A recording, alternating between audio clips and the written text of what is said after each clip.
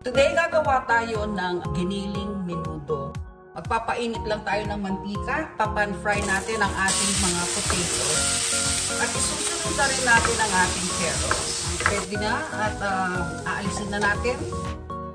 At i-add na natin ang sibuyas, ang ating bawang. Pag soften na, we will add ground pork. Mag-iba na ang kulay, so we'll add our calamansi juice, soy sauce. Susunod ay lalagyan natin siya ng tomato paste. Haluan lang para i-absorb ng pork. Lalagyan na natin ng tubig.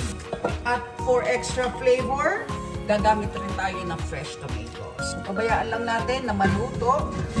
Ayan, after 20 minutes, magle-layer tayo ng other flavor. Lalagyan natin ng asin at paminta.